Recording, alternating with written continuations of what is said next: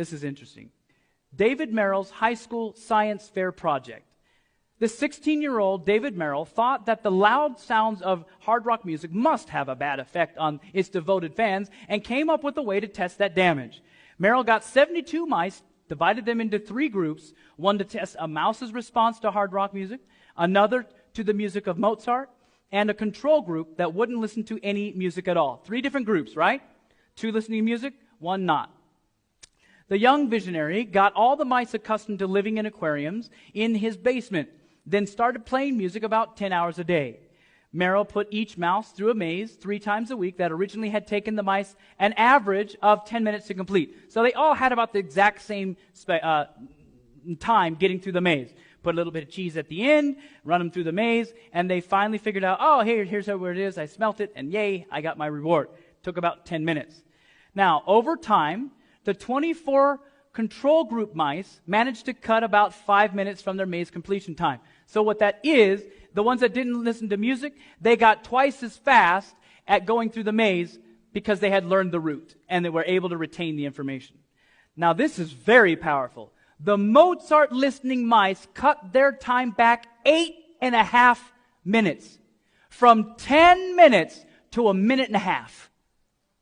They got smarter listening to the right kinds of music. And we're going to get into that as well.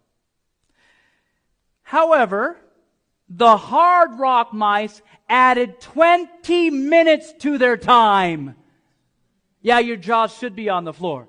Little mice with little tiny pea brains became smarter or more retarded, if you will.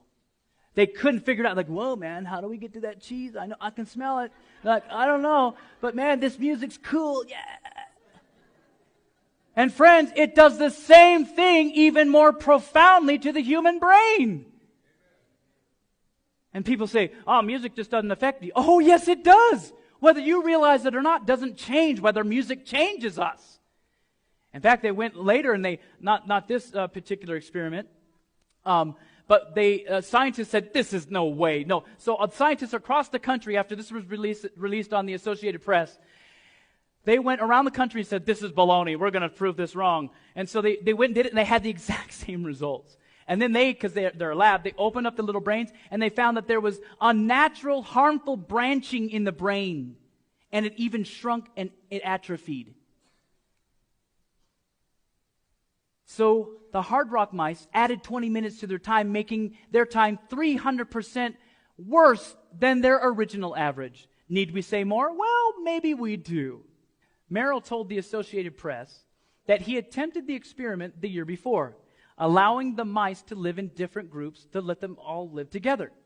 Quote, I had to cut my project short because all the hard rock mice killed each other. None of the classical mice did that.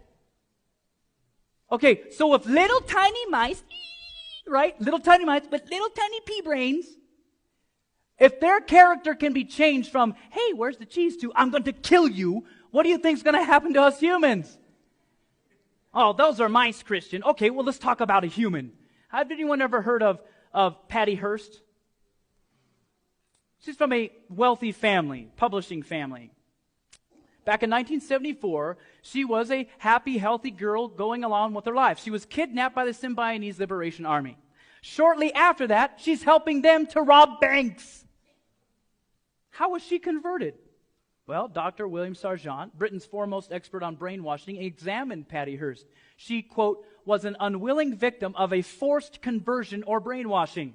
According to Sargent, a person whose nervous system is under constant pressure can inhibit and exhibit paradoxical brain activity. Bad becomes good, and vice versa. How was this done? Well, and that is exactly what Sargent argues. This is exactly what precisely happened to Patty Hearst. Here's what he says. Her nervous system was kept at maximum stress by the continual playing of loud rock music. What they did is they stuck her in a room, they played this music, they converted her soul in short order, and she's out there thinking robbing banks with them is a good idea. So don't tell me that was an experiment with mice. Friends, the devil is forcing conversion on many of us, even in the church. Jimi Hendrix, a leader of a hugely popular psychedelic rock band in the 60s and 70s, was voted by his peers in various magazines to be the greatest guitarist ever. Here's what he said: "You can hypnotize people with music. And when you get them at their weakest point, maybe the alpha, you can preach into their subconscious what we want to say." You see, the music industry gets it. Science gets it. But sometimes Christians don't want to get it because we want what we want, whether God likes it or not. This is interesting. The eggs are done. Ding! A recent teenage fad was that of taking raw eggs to rock concerts, placing them at the foot of the stage. Midway through the concert, the egg could be eaten hard-boiled as a result of the music. Amazingly, few rock fans wondered what the same music might be doing to their bodies. Dr. Daniels and Bernadette Skubik, in one of their studies, they've proven that any music that contains low pounding frequencies, like the ones we hear at airports or construction sites, is considered to be a brain drain. Rock, hip-hop, and pop fall into this category because of the driving bass, guitar, and other low-pounding sounds. And these are neuroscientists saying, interesting, the low-pounding sounds actually drains the brain. Dr. Alfred Tomatis has discovered music that contains high frequency helps the brain to recharge. In fact, the violin happens to be one of the higher string, the highest, I think, highest string instrument. And in those strings in the violins, you're at about 5,000 to 8,000 hertz, the vibrations. In fact, those recharge your brain. So maybe the guy that plays the violin or the woman that plays the violin is going to recharge their brain, while the guy sitting in their car going, is actually draining their brain. The higher the frequency, the more the brain is recharged, between 5,000 hertz and 8,000 hertz. The music of Mozart, for example, contains more of these frequencies than any other composer. So science is proving that music, just like frequencies alone, are able to affect us physiologically. Investigation has shown that music affects digestion. You can actually give yourself indigestion or assist digestion. Internal secretions, circulation, nutrition, respiration, even neural networks of the brain have been found to be sensitive to harmonic principles. It can raise or lower our blood pressure. It's an amazing blood pressure medication, listening to the right kinds of music. It can help mental illness or help to create mental illness.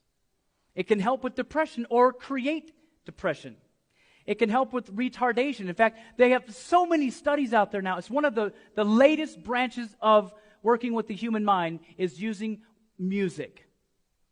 And they can go in with these children that are just severely retarded and have severe problems processing, and they will play certain kinds of beautiful classical music, and they're able to function at a higher level.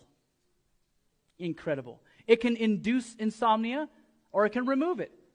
It can actually change our metabolism, speed it up or slow it down.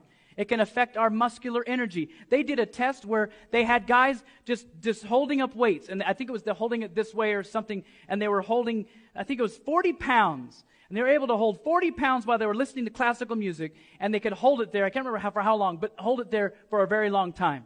And then they put 40 pounds in their hands, and they played hard rock music, and they could barely keep it up like that for hardly any time.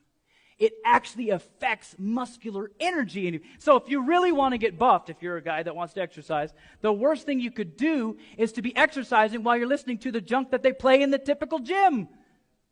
Put your iPods in, put something that recharges your body, and before you know it, be like, boom, right? But we don't know these things. So we work against it because, that stuff just pumps me up. Well, it may give you an adrenaline release, but it's weakening your muscles.